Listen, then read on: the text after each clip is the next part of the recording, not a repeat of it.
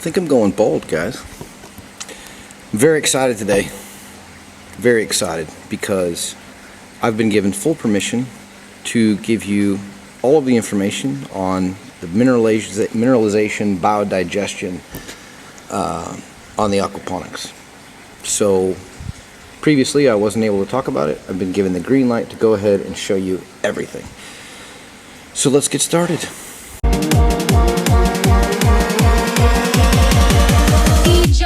Bio-digestion.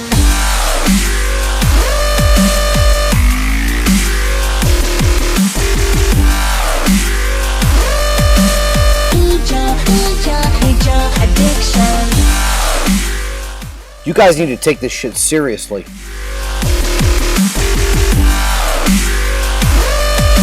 my body like a drug, let me feed your addiction.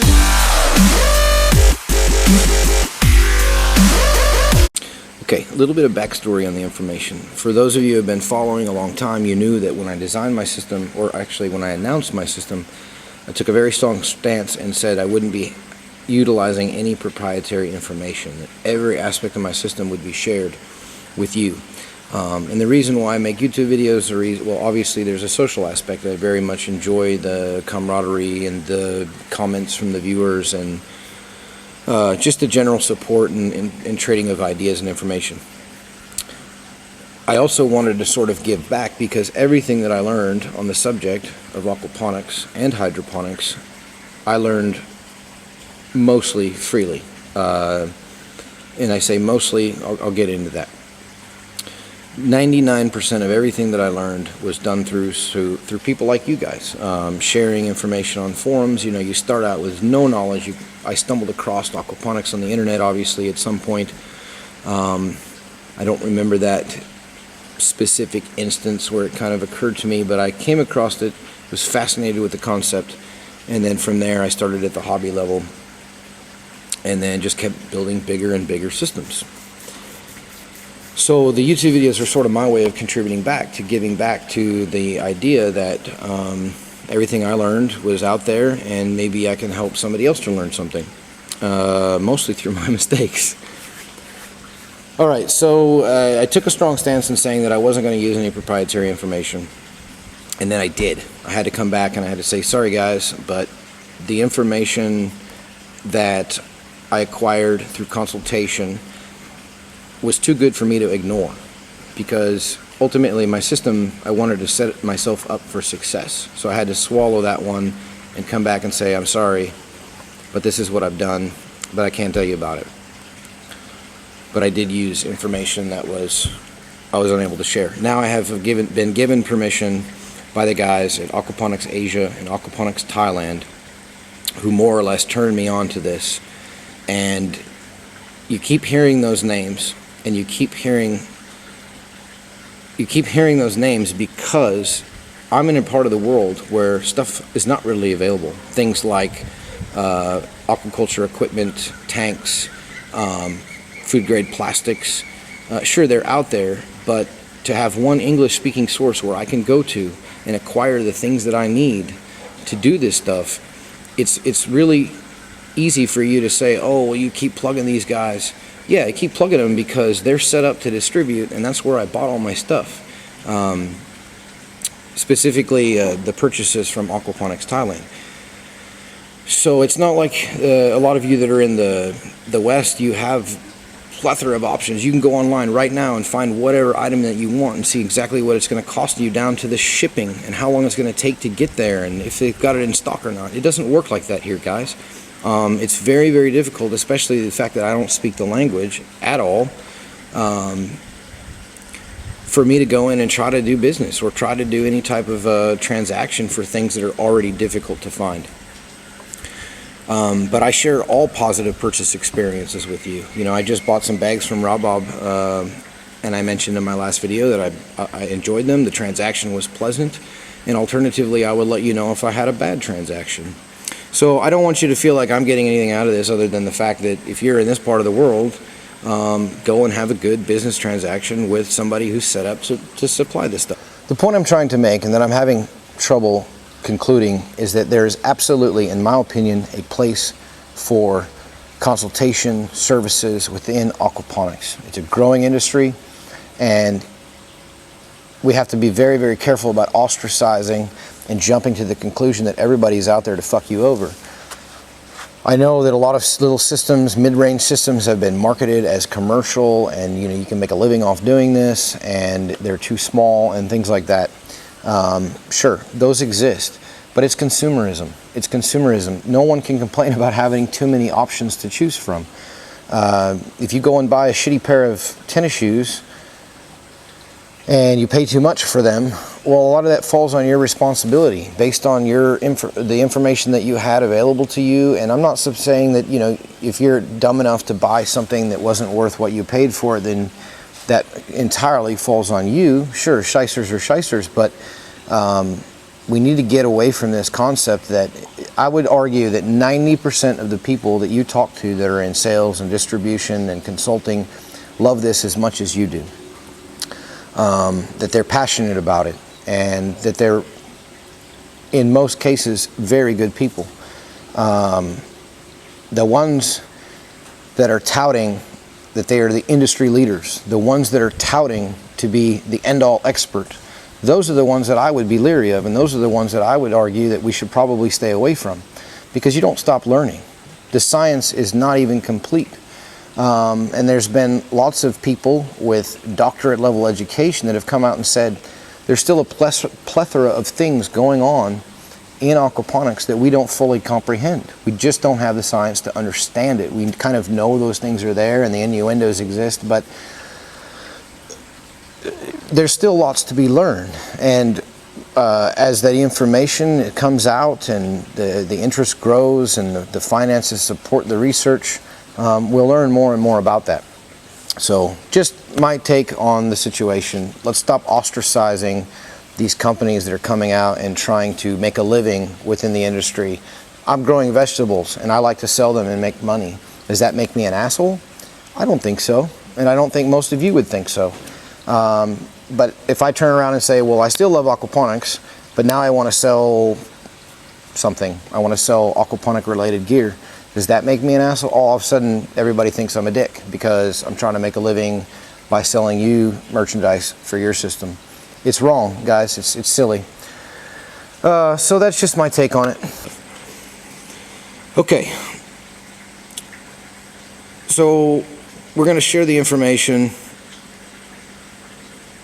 and I'm going to walk you guys through everything. I'm going to show you exactly what I'm doing right here behind us at the end of the towers. And let's talk about what it is first. So we've already talked about in the last video, or one of the last videos, about the advantages of separating the fish from the plants. Many advantages, far too many in my opinion to ignore. We basically are able to give both elements, being fish and plants, exactly what's best for those elements within their own environment. With aquaponics, we always say, all right, we have to be super careful about what we put in our plant water, because all of those things we have to calculate fish factors into. Every aspect is, the fish always come first, in a sense. We care about our fish. If our fish die, our system potentially collapses, or it's never a good thing. So by separating those elements and still growing aquaponically, I think the term that everyone sort of accepted, and I just recently learned this myself, is integrated aquaculture. It doesn't matter. I'm growing plants on fish shit, guys, right? Call it what you want. But by separating those elements, we're able to supplement our plants, give ideal pH, give ideal water temperatures, maximize the usage of all of the fish waste, and at the same time we're extracting all of that fish waste immediately or as quickly as we can from the fish. I can't think of a single downside to doing it this way. It's just beautiful, and it works very, very well. I was able to be in a position where the guys that turned me onto it had already had existing systems, big systems, that were operating in this manner, and they performed very well. And so when I tried it and I did it myself, it works. It works great, and I would never, ever build another system without incorporating some form of this ideology. Now, what you're going to see here today, you take what you like, you can improve upon it, you can change it, you can do whatever you want. I'm not telling you this is the absolute end-all best way. I'm telling you that this is what I've decided on. It's working very well here, and I can confidently tell you that it'll work for you too. So it's a system by where we extract the fish waste from the filters. I showed you in the last video the filter cleaning and how much fun that is. But the point is, we're getting all the shit out of the filter, the collection point for waste, and we're sending that into the digestion or mineralization. From there, those nutrients are going to continue to break down, and we do that through different zones. We do that anaerobically without oxygen, and we do that aerobically with oxygen, and it works really, really well. I'm going to take the camera over, and I'm just going to give you a complete sort of tour on both water systems so you understand how the separation is occurring, and when you see it, you'll immediately comprehend it, and you'll say, okay, I get it, and you'll be able to implement that if you choose to do so in your future designs. It's just, I know I keep saying this, but there's so many advantages. It's just beautiful. So enough of me rambling. I'll take you through the water flow, and by the time we reach the end of the video, I think you'll have fully comprehended how it works, how to do it. Alright guys, before we get started, I want to touch on one point. When I started researching to build the large system, I kind of had an idea of the fact that there were advantages to separating the systems. I just didn't quite know how to do it, and I want to clarify very specifically that I didn't come to this conclusion on my own. I had help. Okay, I had help, and the big players in that was Aquaponics Thailand and Aquaponics Asia, consulting firms, distributors, etc. in the aquaponics community for aquaponics materials, information, things like that here in Thailand. So all credit for what I've done here must go to them. Just want to make sure that's very, very clear. I'm not claiming this to be my own information. I didn't come to this conclusion on my own. I was sort of there, sort of knew I wanted to do it. I didn't know how. So that's those guys helped me out. I've turned off the aeration for now. There's still venturis running through the water flow. The fish are going to get plenty of air. We'll do that temporarily to eliminate some of the noise. Quick update on the fish. They're doing phenomenal. Growing very quickly. The fish, the barramundi, have been in the system for 2 months and 3 weeks. 2 months and 3 weeks. And they're right at 100 grams. So 100 grams doesn't sound that big, but considering we were talking about 3-inch fingerlings, and the fish are now pushing 6-7 inches and starting to put on some height and body mass, I'm very pleased. I still don't have any good feed conversion ratios for you yet. They've been eating less because of the water temperatures as expected during this time of year. But after I have a full grow out, I will release a very precise food conversion ratio based on the food that I'm using here. And maybe that'll help some of you. But the fish are good. Fish are good. So, as you can see, fish tanks on both sides of me. More fish tanks behind the camera. Additional set of fish tanks further behind me. Just used a very standard slow design. Okay, solids lifting overflow. All of this water is removed from the tanks and set to 2 parallel running drains. So all the water is pushed. And then I'll take you down to the end and we'll show you how the water goes around the corner and into the filters. Alright, so what you're seeing here is how those parallel lines sort of run from the slows are carrying the water out of each tank.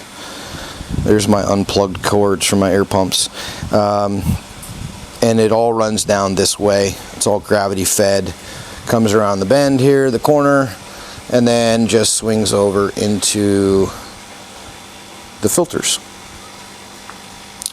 The filters are doing an extremely good job of extracting the waste. Now, there's a lot of microsolids, coloration, tannins that are not being extracted very well, and that's just something that's not going to happen with the kind of filtration that I've implemented here. I'd have to spend, well, I have a solution to that problem, and that's kind of be another update, but I'll mention it once I get over here. There's a few flaws to this system that I want to point out as well.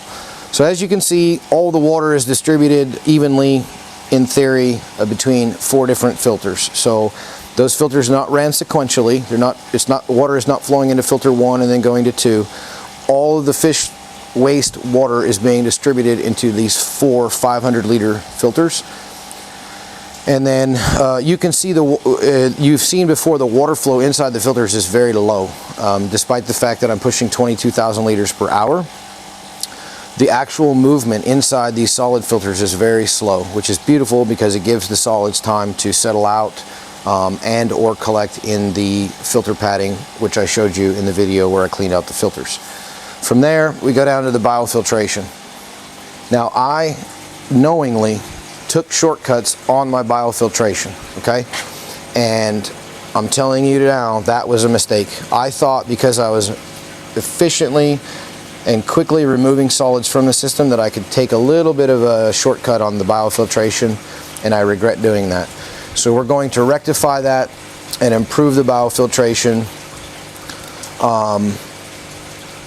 and that's going to solve the problems. No big deal. Right now, this last IBC is serving as my sump tank. The original sump tank, if you guys remember, was in the ground down here. And it worked fine until that thing blew a hole in the bottom of it. And the water levels from the flooding in the rainy season were so high that there was a great deal of pressure, water pressure under the ground that started coming inside that tank, and it flooded my whole system with clay and sediment. And I lost all integrity of the system. It's obviously not good. So this sump tank is completely offline. It's not being used. It's not repairable. I'd have to knock out the thin concrete layer on top of that tank and replace it. I'm not going to do that, because what I am going to do is take this area on the side of the fish house, and I'm going to build a massive biofilter. So I will have biofiltration, which will run all the way down the length of the side of the fish house here. So it's I want to say it must be around 10 meters or so. Pretty good sized biofilter. And then we'll put a new sump in the ground at the end, so the water will travel from the existing biofilters after the filtration, travel through the biofilter and into what's going to be the new sump. Now that brings me to the point where I made some mistakes, and this is just purely lack of experience. These sump tanks work very well, but if you have outside pressure, they will collapse and or crack. So in the future, anything that I put into the ground will be reinforced previously. Before putting any plastics in the ground, it'll be reinforced with a concrete wall made of block. It'll be reinforced with steel and basically be a waterproof box in which I can then place a water tank inside of and maintain the integrity of the water in the system without any outside influence. So if you're putting anything in the ground, make sure it's engineered adequately. And I failed to do that. That was my own mistake, but fortunately it turned out okay. It's operational, it's working. Okay, so this goes without saying. You can see that the water is then leaving the sump tank and being pumped through that soft hose and into the T connection, which feeds all of the fish tanks, right? So that's our flow of water. Fish tank, solids filtration, biofiltration, back to the sump. As you can see, none of this water at all has touched anything in the plants. It is completely excluded at this point from the plants. So the next step is I'm going to take you over and we'll show you how we introduce the water from the fish and the waste into the plants. Alright guys, what you're looking at here is the outlet. This is when I flush those filters, the solids filtration, they exit, all the water exits through this pipe. All of my plumbing is external because I was too much of a pussy to put it in the concrete. I knew I'd fuck it up, I knew I'd make mistakes, so I left everything above ground so I could fix my mistakes, and I'm glad that I did. So this is, we'll call it tank number 1 of 3, and this is the closest one to us, and this is an anaerobic zone. So when we eradicate or remove all of the fish waste in the filters, we flush it and the water from the fish into this tank. Anaerobic means there's no oxygen in there. So that water and that fish shit goes in there and begins to anaerobically digest. From there, all of these tanks, again, this is one of 3, are connected underneath the ground. I did do that underground. They're connected underneath the ground with PVC. So, anytime I introduce waste and water into this tank, it then flows on to the next tank. Let's go over there and take a look at that. Okay, so this is tank number 2, which is aerobic. It's oxygenated. And you can also see that the water from the towers are being returned into this second tank. The water, again, from the second tank is pushed into the last and third tank. I'll take you to the third tank and show you what's going on there. Okay, in the third tank, we've got a large air stone. You can see the water's moving around there. It's tumultuous, it's turbulent. It's because there's lots of oxygen in there. That is also the feed source from my pump. So my water pump is feeding all of the towers, and I'll continue to take you through the entire water flow, but there's a water pump in there that's feeding the towers from this tank. So as the drain from the towers is feeding tank number 2, it's being pushed into tank number 3. Again, we have more oxygen, and here anything that comes out of the anaerobic zone begins to digest, nitrify, whatever you want to call it, in an aerobic environment. Real quick, I'll show you this canister filter. This is a pressure filter. So this little thing can handle up to 18,000 liters per hour, which in my opinion is pretty impressive. I'm currently using, I believe, a 12 or 14,000 liter per hour pump to maintain enough pressure to keep the canister under pressure and then pump it up another 1.5 meters to the top of the feed grid to each and every tower. So technically there's not 50, there's 48 towers that are currently being watered. And as you guys, I think, have already seen, the way that was done is I just feed it here into one main line, and then everything is connected, right? So there's a main feed line that goes down each row of towers, and every single tower has a valve on it. And I can control the amount of water that's being introduced into each tower and maintain adequate pressure all over the grid. It doesn't take much, guys, to feed these towers. A nice, slow, constant feed is perfectly adequate. And that's the gist of it. So once the towers are full, they start overflowing on each level, the gravity feed down, the water comes down, and then ultimately they end up in the drain. You can see the rate of water flowing. It's kicking around a little bit, and then it'll come out the base, and it'll drain into our 4-inch drain line, which is returned to the mineralization system. So it's just a complete loop circle. It's taken out of the loop. I know it doesn't make sense what I just said, but you understand the concept. It doesn't matter what application you're utilizing this for. You can do it with DWC. It's been done successfully. You can do this with vertical, you can do it with NFT, it doesn't matter. The only reason why I'm running the canister filter on these towers is because I don't want voluminous amounts of fish shit being pumped into the towers for obvious reasons. I don't want want it all over the roots. And that little filter for $100, it does a very, very good job of keeping most of the solids. And when I want to flush that filter out, I just dump it right back into the either zone. It doesn't matter. There's not enough waste in there to make a difference, but I'll just flush it right back into the mineralization, get the solids out of the filter, and then we're right back online. It's very simple, and what I've got here is very rustic, guys. There's nothing fancy about this. It was cut and dry. It was done with obviously the money involved, and but I did make some mistakes, and I've already kind of covered those. When you're putting things in the ground, you need to make sure that they are externally reinforced as well. And a lot of that's going to depend on your soil quality and where you're at and your water table and flood levels and things like that. And I've been told that Thai sump tanks are inherently designed to fail. Whether or not that's true, I don't know, but the septic tanks rather. But some of mine did fail and had to be replaced. But everything now is working fine, and I don't anticipate any further issues. There you have it, guys. That's it. It's very simple. Take what you could use, throw it in your toolbox for later, throw away what you don't like. That's good. That's fine. Quick update around here. Everything is good. Everything is great. Then a huge interest from the private community has been demonstrated. People are enjoying the product. The customers are coming back. The situation is constantly getting better. Am I making tons of money? No, I'm not, and I don't want to leave you with that impression.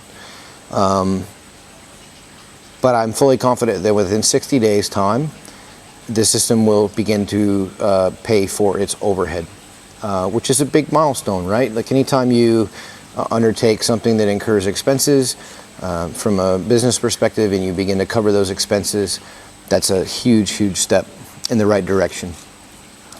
So yeah, I think that about wraps it up, guys. As always, thanks for watching. Don't forget to subscribe if you enjoyed what you saw here and want to see more of it. I'm always keen to receive questions and or suggestions for other videos, because at some point we'll sort of reach like there's nothing else to talk about. You guys have seen it all, at least what I've got to offer you here. There is some big things coming, I mentioned, but I'll run through them again. We're going to do the huge biofilter, and as soon as that's done, I'll order another 1,000 fish. We'll stock to maximum capacity. We're doing complete biocontrol in the growing house, so we'll have insect net everywhere, and we'll go through and seal everything up and keep the caterpillars and the leaf miners and the things like that out of here. That'll be good. What else? Gonna put in a little kitchen. I gotta get a stainless steel table, some sinks and things like that, prepared to start filleting and preparing fish, and freezers to store them in and things like that. So lots of stuff in the works, and it's gonna happen pretty quick because I gotta get it done. The insect net, I would hope within the next 30 days will be complete, and the biofilter as well. The kitchen stuff is not imminent right now because the fish aren't ready to harvest. So yeah, I think that's it, guys. As always, thanks for watching. I do appreciate it. And don't forget to leave me a comment as well. We'll see you soon.